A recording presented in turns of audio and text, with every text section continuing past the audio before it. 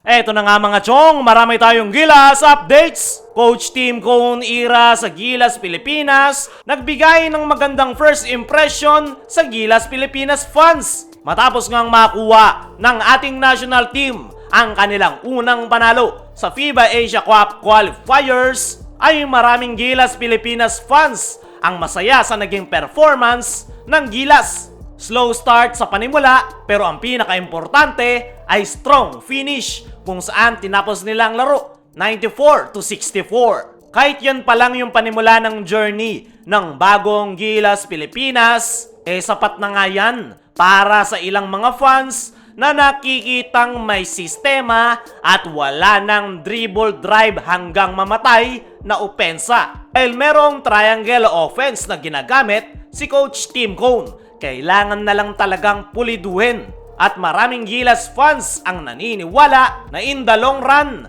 mas magiging maganda pa yung opensa ng kupunan ni Coach Tim Cone. Silipin natin yung mga comment ng ilang Gilas fans. Sabi ni guess what? Love the ball movement of this Gilas team under Coach Tim Cone.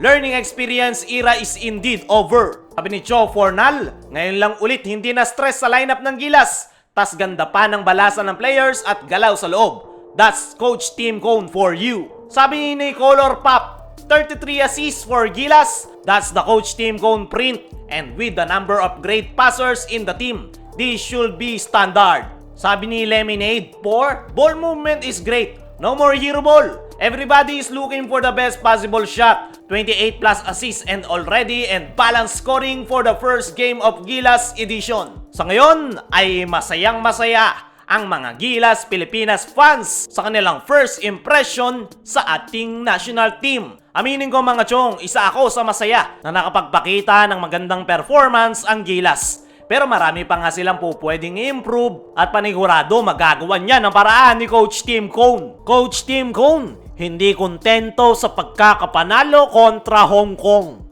Kagabi nga mga chong ay hinarap ng Gilas Pilipinas ang Hong Kong. Struggle ang Gilas sa first half kung saan umabot pa sa punto na nalamangan pa sila ng Hong Kong.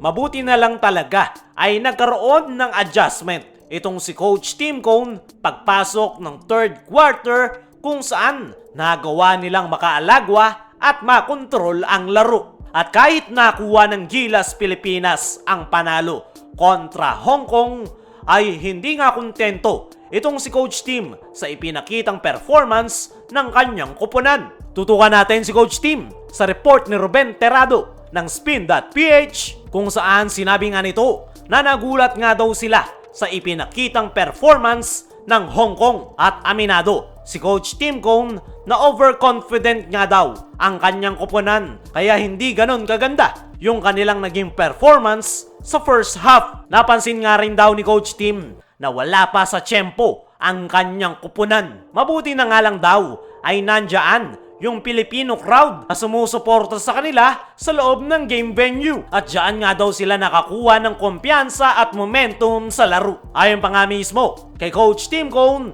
ay ganyan nga rin daw last FIBA World Cup kung saan nagtutune up game sila sa iba't ibang bansa at kahit saan nga daw sila magpunta ay maraming Filipino basketball fans ang nakasuporta sa kanila. At yan nga yung nakikitang big advantage ni Coach Tim Cone sa ating national team dahil sa tulong nga raw ng mga Filipino basketball fans ay nabubuhayan yung kanyang mga players. Sa ngayon ay hindi naman masyadong masama yung naging performance ng Gilas Pilipinas.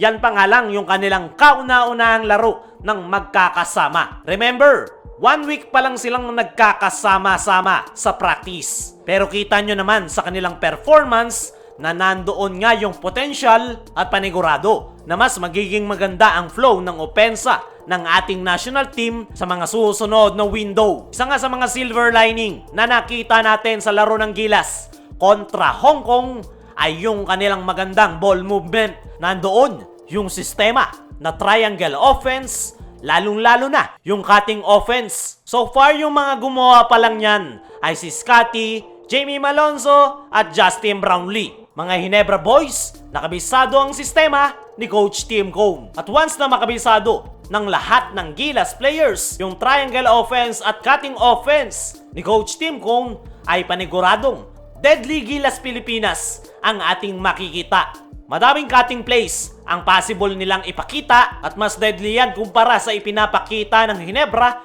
dahil yung lineup ng Gilas ay puro versatile player. At yan nga yung win-workout ni Coach Tim Cone sa ating national team.